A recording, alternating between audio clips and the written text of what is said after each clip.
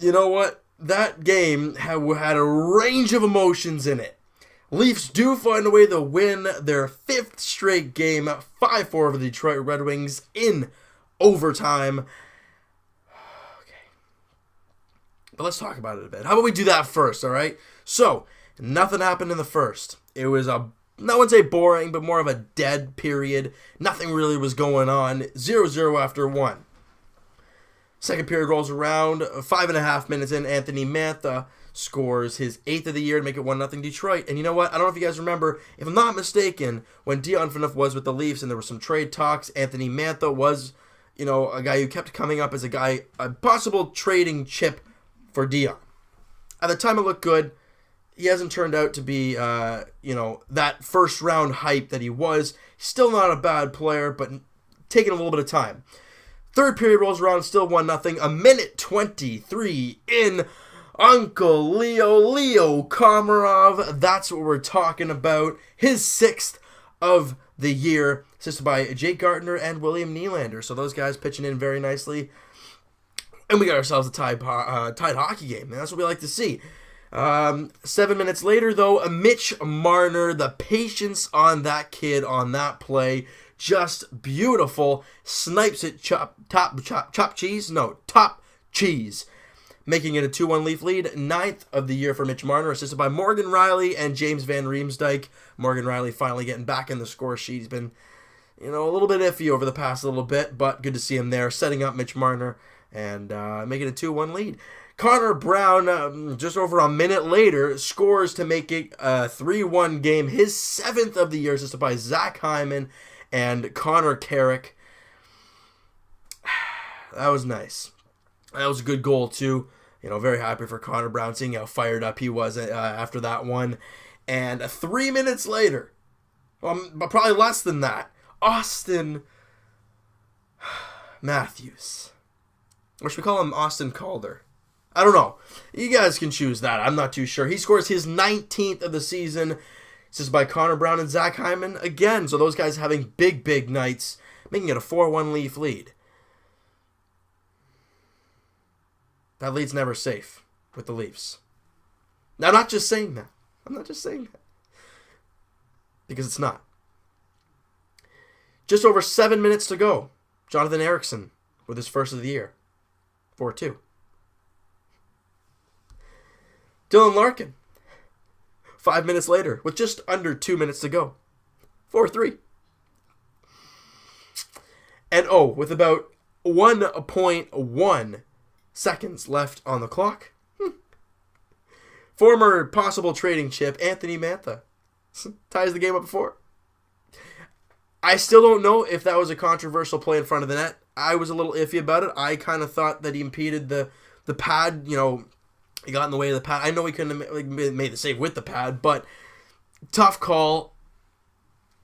I don't know. In my opinion, it went the other way. I'm a Leaf fan. I'm going to try and go bias as much as I can, right? But it still kind of looked like he was on his pad. I don't know. Maybe the puck was already in. All the small knickknacks or whatever you want to call it. And that tied the game, and the Boston Bruins Game 7. Just instant flashback. But in overtime, why wouldn't it be? We've said so much about this team this year and how it's the new regime and the new team, and they're still finding ways to show us how they are the old Leafs. Like today, making it a 4-1 game. Let's blow it and make it a tie game. 4-4 extended overtime. Now, the Leafs of old would blow it in overtime fairly quickly, and we'd be like, that is one of the worst losses in the history of the Leafs organization, like the Boston game was. However, a puck shot wide of the net by Jake Gardiner. It looked like it was on purpose too. Austin Matthews there to clean up the mess. Sellies, Leafs win.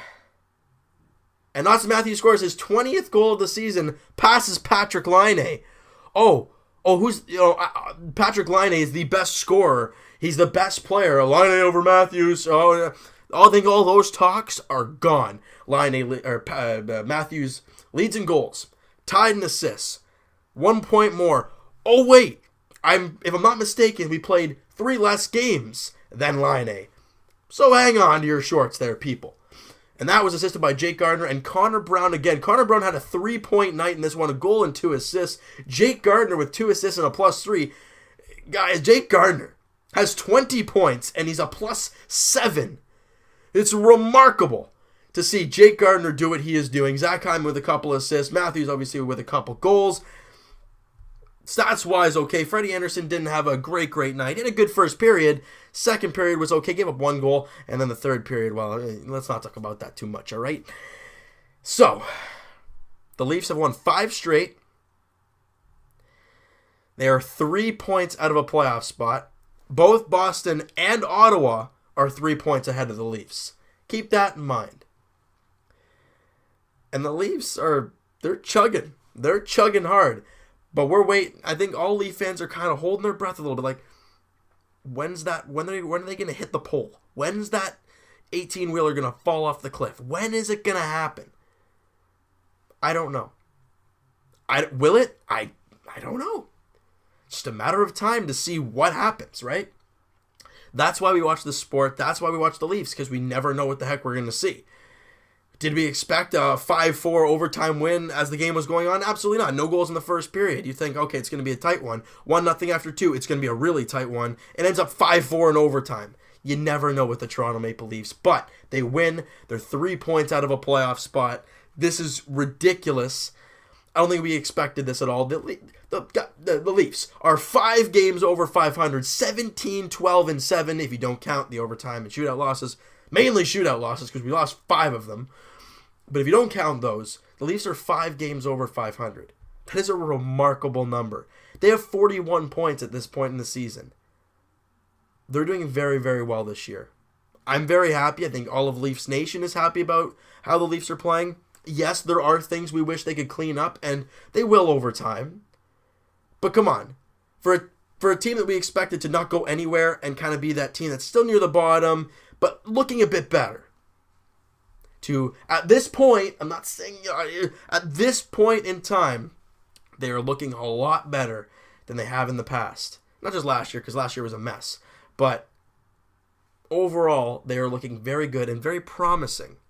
So, let's just hold our breath and keep going and keep watching because it's very interesting, right?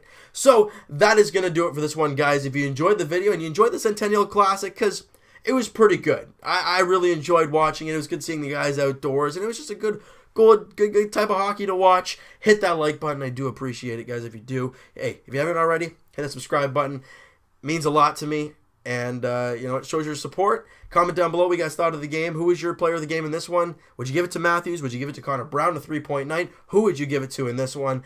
And we'll talk to you guys Tuesday night.